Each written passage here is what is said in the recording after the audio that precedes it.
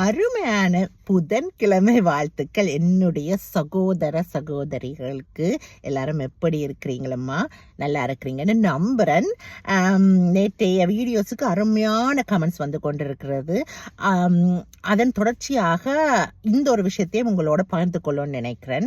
எங்களுடைய சரிபாதியோட ஸ்பெண்ட் பண்ணுற நேரத்துக்கு ஒரு மரியாதை உண்டு. அதுக்கு குவாலிட்டி டைம்னு சொல்லுவாங்க. அந்த குவாலிட்டி டைம்ஸ் எவ்வளோ இம்பார்ட்டன்டா நேற்று நாங்கள் கதைச்சோம் பாருங்க, லோயலாக இருக்கணும்ண்டு. அந்த லோயலாக இருக்கிறதுக்கு இந்த குவாலிட்டி டைம்ஸ், இந்த மாதிரி சில விஷயங்கள் கடைப்பிடிப்பது எங்களுடைய அன்றாட வாழ்க்கையில் மிக மிக முக்கியம். குவாலிட்டி டைம் என்றது ஒரு சிறப்பான நேரம் என்று சொல்லலாம். நானும் என் கணவர் சொல்லுவோம் மரியாதைக்குரிய நேரம் என்று. எங்களுக்கு நாங்களே மரியாதை செலுத்துகிற நேரம் எங்களுடைய திருமண வாழ்க்கையிலண்டு. ஸோ அந்த குவாலிட்டி டைம் நாங்கள் எல்லாரும் வந்து பிஸியாக ஓடிட்டு இருக்கும்போது அதுக்கண்டு எப்பவும் ஒவ்வொரு அன்றாட வாழ்க்கையிலையும் ஸ்பெஷலாக ஒதுக்க முடியுமான்றது தெரியாது. ஆனால் என்ன செய்யணும்னா ரெண்டு பேருமே மனமும் வந்து சில விஷயங்களை காம்ப்ரமைஸ் பண்ணத்தான் வேணும். அதில் இதுவும் உண்டு. இப்போது நான் வந்து என்னுடைய கணவரை கூட்டிகிட்டு வர டைம், பிக் பண்ணுற டைம், ஏன்னா வேலையிலேருந்து அது எங்களுக்கு ஒரு குவாலிட்டி டைமாக நாங்கள் க்ரியேட் பண்ணிட்டோம். ஸோ என்னுடைய கணவர் வந்து எனக்கு கார் வேணும்ன்றதால அவர் வந்து நடந்து போயிட்டு வருவார். ஆனால் என்னால் முடிந்த டைம் எல்லாம் அவர் எனக்கு காரை கொடுக்கறதால நான் வந்து அவரை பிக் பண்ணுவேன். அவருடைய வேலையிலிருந்து, அவருடைய வேலை கொஞ்சம் நடந்து போகிற தூரத்தில் தான் இருக்குது. என்னுடைய வேலை இன்னும் கொஞ்சம் தூரமாக இருக்குது, நடந்து போக முடியாத தூரம். ஸோ என்னுடைய கணவர் வந்து அதனால் எனக்கு அவருடைய காரை கொடுத்துருக்கார். ஸோ எனக்கு எப்பெல்லாமே டைம் கிடைக்குதோ அப்பெல்லாமே என்னுடைய ஹஸ்பண்ட் நான் வேலை முடிச்ச உடனே போய் கூப்பிடுறதுக்கு அட்லீஸ்ட் அதாவது செய்யணும்னு நினைப்பேன். ஏனெண்டா அந்த நேரத்திலிருந்து எங்களுடைய குவாலிட்டி டைம் ஆரம்பிக்குது இல்லையா? அப்போ அவருக்கும் வந்து அதை எதிர்பார்த்து கொண்டிருப்பார் அவர். ஆனால் தன்னுடைய வைஃப் வாரது, தன்னை பிக் பண்றது, அந்த ப்ரொசீஜரை எதிர்பார்க்கறது இல்லை. தந்த வைஃபை பார்க்க போறேனே என்றதும் அன்றைய நாள் என்ன நடந்ததுன்றத சொல்றதுல இருக்கிற அந்த உற்சாகத்தோட தன்னுடைய வைஃபை பார்த்து கதைக்க முடியுது, வேலை முடிந்த அடுத்த நிமிஷத்துல இருந்த அந்த உற்சாகத்துல அவர் வந்து லுக் ஃபார்வர்ட் பண்ணுவார். நான் வந்து வேலை முடிச்ச பலு எல்லாம் முடிச்சதுல இருந்து என்னுடைய ஹஸ்பண்டை போய் பார்க்க போறேன்னு அந்த சந்தோஷத்துல நானும் இருப்பேன். ஸோ அது எங்களுக்கு ஒரு குவாலிட்டி டைமா அது ஆட்டோமேட்டிக்கா அது அமைந்து விட்டது. அதை நாங்கள் வேணுமென்றே தான் அப்படி கிரியேட் பண்ணி இருக்கிறோம். அது உண்மையிலே ஒரு சந்தோஷமான விஷயம். அந்த டைம்ல அது எங்களுடைய பந்தத்தை இன்னும் ஸ்ட்ராங்கா தான் ஆக்குது. அடுத்த விஷயம் பார்த்தீங்களா, நாங்கள் வேலைகளுக்கு போனோமென்றால் எங்கென்றாலும் வெளியே போகிறோமென்றா கூட நாங்கள் எப்போவுமே வந்து எங்களுடைய நாங்கள் எங்கே இருக்கிறோம் என்ன செய்கிறோம்ன்றதை நாங்கள் அவங்களுக்கு ஒரு டெக்ஸ்ட் மெசேஜ் மூலமோ இல்லை ஃபோன் மூலமோ தெரிவிச்சிடுவோம். இது வந்து கண்ட்ரோல் இல்லை, இது என்னது எல்லா விஷயத்தையும் சொல்லணுமான்றது இல்லை. ஆனால் இது ஒரு குவாலிட்டியான ஒரு பழக்கம். இது ஒரு குவாலிட்டியான பழக்கம் மட்டும் இல்லை, இது ஒரு குவாலிட்டியான ஒரு நேரமும் கூட. ஏனென்றால் அந்த எங்கே நாங்கள் போனாலும், இப்போ வேலைக்கு போனோம்டா உடனே நான் சொல்லுவேன் டெடா நான் வேலைக்கு வந்துட்டேன். என்னுடைய ஹஸ்பண்டும் வேலைக்குள்ளே போகும்போது டெடா நான் வேலைக்கு போயிட்டேன்னு சொல்லுவேன். அந்த டைம் எடுக்கிறாங்க பாருங்க, நாங்கள் ரெண்டு பேருமே டைம் எடுக்கிறோம் பாருங்க, இது நான் வேலைக்கு வந்துட்டேன்னு சொல்றது, அந்த டைம் அது ஒரு குவாலிட்டியான டைம். அது மாதிரி சின்ன சின்ன விஷயங்கள். அது ஏனண்டா இது என்ன நாம சொல்லித்தான் ஆகணுமோ நம்ம வேலைக்கு போறது இல்லை, சின்ன சின்ன விஷயம் இல்லை. இப்படி நாங்கள் எங்களுடைய உறவை வளர்ப்போம். நாங்கள் கண்டிப்பாக வந்து இது சொல்றதால வந்து ஒன்றும் தாழ்ந்துட போறது இல்லை. இது நாங்களே சொல்றோம் இல்லையா? நாங்களே சொல்றோம். இது ஒரு பழக்கத்தை நாங்கள் உருவாக்குறோம். இது ஒரு நம்பிக்கையை எங்களோட உறவுல உருவாக்குறோம். இது கட்டாயமா செய்ய வேணும், நீ சொல்லித்தான் ஆக வேணும் என்ற அந்த அடிப்படையில இல்லாமல், ஐயோ என்னுடைய கணவர் வந்து யோசிப்பார் நான் போய் சேர்ந்தனா இல்லையா, என்னுடைய மனைவி யோசிப்பா நான் கவனமா போய் சேர்ந்தனா இல்லையான்றது, அந்த எண்ணத்துக்காக நாங்கள் மரியாதை கொடுத்து சொல்றோம். அந்த எண்ணம் சொல்லும் பொழுது அதுவே ஒரு குவாலிட்டி டைமா போகும் இல்லையா? ஏன்னா என்னுடைய கணவருக்கு டெக்ஸ்ட் பண்ற அந்த நேரம் எல்லா பலுக்களையும் விட்டுட்டு, வேலை பலுக்களையும் விட்டுட்டு, இல்ல என்டர் பண்ணும்போது ஒரு காலம் ஒரு அறக்க பறக்க இருக்கும், அந்த இதுகளெல்லாம் விட்டுட்டு டெக்ஸ்ட் பண்ணும்போது அந்த டைம் அவருக்காக ஒதுக்குறேன். அதே மாதிரி என்னுடைய ஹஸ்பண்டும் வந்து காலமே உள்ள போகும்போது அந்த டைம் எனக்காக ஒதுக்குறார். ஸோ இதான் இந்த மாதிரி விஷயங்கள் குவாலிட்டி டைம்ஸ். இதுவும் கிளாசிஃபை ஆகும் குவாலிட்டி டைம். அடுத்தது முடிந்த வரைக்கும் வந்து இப்போ உங்களோட உறவுக்குள்ள நீங்கள் அண்டர்ஸ்டாண்டிங்காக இருங்க. எது வரைக்கும் ஒரு லிமிட்ன்றதை அண்டர்ஸ்டாண்ட் பண்ணுங்க. இப்போ என்னுடைய கணவரெல்லாம் வந்து வெளியே போனாரண்டா அவர் ஒரு டைம், ஒரு இரவு ஒரு டைம் ஒன்று இருக்குது, அந்த டைமுக்கு மரியாதை கொடுத்து வந்துடுவார் வீட்டை.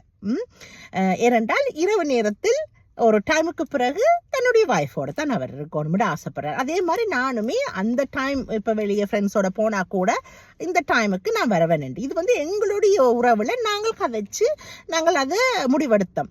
ஏனென்றால் அது ஒரு நம்பிக்கை.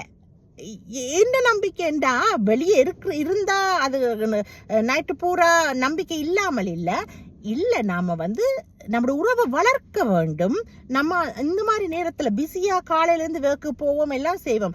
ஸோ வெளியே போகிறோம்னா வெளியே எங்களுக்கு தனிப்பட்ட விஷயங்களும் இருக்குது செய்கிறதுக்கு. ஆனால் அந்த விஷயங்கள் இருந்தாலும் அந்த விஷயங்களுக்கு ஒரு லிமிட்டை வச்சுட்டு நாங்கள் திருப்பி எங்களை வீட்டுக்கு வர வேணும். என்னுடைய மனைவியோ கணவரோ காத்துட்டு இருப்பாங்க. அந்த டைம் அவங்களோட ஸ்பெண்ட் பண்ணணும் மிச்ச டைம். அப்போ இது யதார்த்த வாழ்க்கை. யதார்த்த வாழ்க்கையில ஒர்க் இருக்குது, யதார்த்த வாழ்க்கையில ஃப்ரெண்ட்ஸை மீட் பண்ணவனும், யதார்த்த வாழ்க்கை அப்பாயின்மெண்ட்ஸ் போவணும், யதார்த்த வாழ்க்கையில எவ்வளவு விஷயங்கள் இருக்குது. அந்த யதார்த்த வாழ்க்கையில நாம சில விஷயங்களை கொஞ்சம் இறுக்கமா கடைபிடிக்கவும் வேண்டும், கொஞ்சம் கண்ட்ரோலா. ஸோ நாங்க எங்களோட இதுல வந்து நாங்கள் வெளியே போனோம்டா சரி, வெளியே போறது பிரச்சனை இல்லை. ஒரு டைமுக்கு பிறகு ஒரு 10-11 மணிக்கு பிறகு அதாவது ஒரு லிமிட். அங்க யாரு கணவர்ண்டா கணவர் மனைவியோட இருக்கணும், மனைவி என்ன மனைவி கணவரோட இருக்கணும். ஓகே, பார்ட்னர்ஸ் வந்து பார்ட்னர்ஸோட இருக்கிற ஒரு டைம் அது மரியாதை. அன்லெஸ் ஒர்க் பண்றாக்கள்ண்டா அது வேற விஷயம். நைட் ஒர்க்குன்னா அது ஒரு சரியான விஷயம். முடிந்த வரைக்கும் எக்ஸெப்ஷன்ஸ் இருக்குது. மேபி ஏதாவது ஒரு அவசிய விசிட் பண்ண வேண்டி வரலாம் ஒரு உறவுக்காரரையோ, இல்லை அது வேற, அதை நான் பத்தி கதைக்கல. இது வந்து ஒரு டெய்லி லைஃப்ல நாங்களே எங்களுக்குரிய வரையறையை கொடுத்து அதே சமயம் மரியாதையா எங்களுடைய டைமை நாங்க வந்து ஒதுக்குறோம். ஏன்னா டைம் இல்லாமல் இதுக்கெல்லாம் எப்படி டைம் இருக்குது, எப்படி டைம் இருக்குன்னா புரிந்துணர்வுக்கு டைம் ஒதுக்கித்தான் ஆகணும். நாம ஒருத்தரோட வாழ்றோம், அவங்கள புரிந்து நேசிச்சு தான் நாங்கள் அந்த பந்தத்துக்குள்ள போயிருப்போம். ஆனா ஒவ்வொரு நாளும் வாழ்ற வாழ்க்கை இன்னும் அந்த பந்தத்துக்கு உறுதியை ஊட்டுறது இந்த மாதிரி குவாலிட்டி டைம்ஸ் கூட தான். நம்பிக்கையை ஊட்டுறது இந்த மாதிரி குவாலிட்டி டைம்ஸ் கூட தான். ஸோ புரிந்துணர்வும் நம்பிக்கையும் இன்னும் எங்களுடைய பாச பிணைப்பு இருக்கிறதுக்கும் இந்த மாதிரி குவாலிட்டி டைமை நாம வந்து ஸ்பெஷலா உருவாக்கணும்ன்ற ஒவ்வொரு நாளும் அது முடியாது. ஒவ்வொரு நாளும் விஷயத்துல நாங்கள் அன்றாட விஷயத்துல சேர விஷயங்களை சுருக்கி இறுக்கி இதை கொண்டு வர வேணும். அதை தான் நான் சொல்ல வரேன். இதுல ஒரு மரியாதையும் இருக்குது. என்னுடைய கணவர் ஈவன் எங்க வெளியே போயிட்டு ஒரு விஷயம் சாப்பாடு வாங்க போறாருன்னா அது அவருடைய தனிப்பட்ட சாய்ஸ். அவர் செய்யறார். அவர் சொல்லுவார், டேடா நான் வந்து இப்ப வந்து ஒரு காஃபி வாங்கியிருக்கேன், ஒரு சாண்ட்விச் வாங்கியிருக்கேன்னு சொல்லுவார். இதுதான் நானும் செய்யறேன். நான் இதனால தான் அந்த நம்பிக்கை கூடுறது. இது வந்து சொல்லித்தான் ஆகணுமா? இது என்னது எல்லாமே இப்படி சொல்ல, எல்லாத்தையும் சொல்ல வேண்டிய அவசியம் இல்லை. இது வந்து பர்சனல் சாய்ஸ். ஆனா இது சில விஷயங்கள் நாங்கள் கடைபிடிப்பது எங்களுக்கு ஒர்க் அவுட் ஆகுது. அதனால தான் உங்களோட பகிர்ந்து கொள்றேன். இப்போ கடையில போய் சாப்பிட்றத நான் கூட சொல்லுவேன், டேடா இன்றைக்கு நான் வந்து இந்த கடையில சாப்பிட்டேன், ஓகே அடி சும்மா கேட்பேன். இல்லட்டா அவர் ஒரு நாள் இல்லைன்னு சொல்ல மாட்டார். ஆனா நான் அப்படி கேட்கும்போது அவருக்கு வந்து அது அவருக்கு நம்பிக்கை இருக்கு. தன் மனைவி வந்து இப்படி வெளியே போயிட்டு இதெல்லாம் சொல்றா என்றதை அந்த நம்பிக்கை. இப்படி நம்முடைய நம்பிக்கையை எப்படி வளர்க்கறது? லோயலா இருக்கணும்னு சொல்றது மட்டும் இல்ல, லோயலா இருக்கிறதுக்கு இவ்வளவு விஷயங்கள் இருக்கு. இது அடிமைத்தனம் இல்ல. இது வந்து அடிமைத்தனத்துல நான் இப்படி எல்லாம் சொல்ல இல்லை, அவர் அப்படி சொல்ல இல்லை. இது வந்து காதலால ஒருத்தங்களுக்கு ஒருத்தர் மரியாதை. நம்ம வந்து எப்பவும் 24 hours ஒண்டாவே இருக்க முடியாது. நம்ம வெளியே இருப்போம், நமக்குண்டு தனிப்பட்ட வாழ்க்கைகள் இருக்குது, கமிட்மெண்ட்ஸ் இருக்கு. ஸோ அந்த கமிட்மெண்ட்ஸ்லையும் நம்ம கூட வர காலம் பூரா வர உறவுகள்ல மெயினான உறவு நம்மளுடைய லைஃப் பார்ட்னர். அப்ப அந்த உறவுக்கு வந்து நாம எப்பவுமே வந்து எவ்வளவுதான் நம்ம தனிப்பட்ட விஷயங்கள் இருந்தாலும் அந்த தனிப்பட்ட விஷயத்திலையும் நம்ம அவங்களை நினைக்கிறோம்ன்றது இந்த மாதிரி சில சின்ன விஷயங்கள்ல தான் தெரியும். அதைத்தான் சொல்றேன். இது மற்றபடி இது வந்து ஒரு அடிமைத்தனம் இல்லை. இதெல்லாம் நாங்கள் மனமும் வந்து சேர விஷயங்கள். இதெல்லாம் தான் அந்த காதலை இன்னுமே கூட்டுற ஒரு விஷயங்களா எங்களுக்கு தோன்றுறது. அதனால தான் என்னுடைய ஹஸ்பண்ட் சொல்வார், என்னுடைய ஒய்ஃப் வந்து எனக்கு தெரியும் அவள் என்ன செய்வா என்ன செய்ய மாட்டா அப்படின்றது தெரியும். ஏனென்றால் நாங்கள் கல்யாணம் பண்ணி 3வது வருஷத்தை தான் நெருங்குறோம். ஆனால் எங்களுக்கு ஒருத்தர் முதல்ல கொஞ்சம் தெரியும். பட் இந்த சில விஷயங்களை நாங்கள் ரொம்பவுமே உறுதியாக கடைப்பிடிக்கிறோம். சிறப்பான மரியாதையான இந்த குவாலிட்டி டைம்ஸை ரொம்ப உறுதியாக கடைப்பிடிக்கிறோம். அதனால தான் இந்த பொண்ட் உறுதியாகுது. அதுதான் சொல்ல வரேன். இதெல்லாம் கடைப்பிடிக்கிறதால கஷ்டம் இல்லை. கடைப்பிடிக்கிறது எல்லாம் கஷ்டம் இல்லை. ஏனென்றால் அந்த நபரை நாம் நேசிக்கிறோம். அதனால அது கஷ்டமே இல்லை.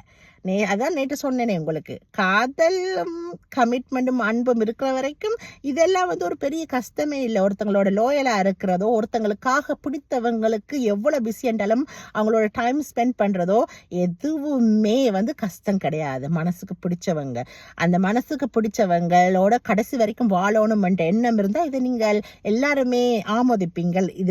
இதை கடைப்பிடிக்க வேணும் அப்படி என்று. அண்ட் நான் சொன்ன மாதிரி கடைசி காலத்தில் இந்த உடம்பு, இந்த அழகு, இது எல்லாத்தையும் கூட இல்லை. நம்மளை ஒழுங்கா சந்தோஷமா அரவணைப்பா நமக்கு உறுதுணையா இருக்கிற ஒருத்தர் தான் நமக்கு தேவை தானே கடைசி காலத்துல. அந்த நபருக்காகத்தானே இந்த டைம் எல்லாம் நாங்க ஸ்பெண்ட் பண்றோம். அவங்க எங்களுக்காக ஸ்பெண்ட் பண்றாங்க இல்லையா? அதனால இதை ஆமோதிப்பீங்கன்னு நம்புறேன். My tears, have a lovely day. நான் ஒர்க்ல இருக்கிறேன், திருப்பி உள்ள போகணும். But thank you so much for everything. Have a blessed day. Okay? Bye.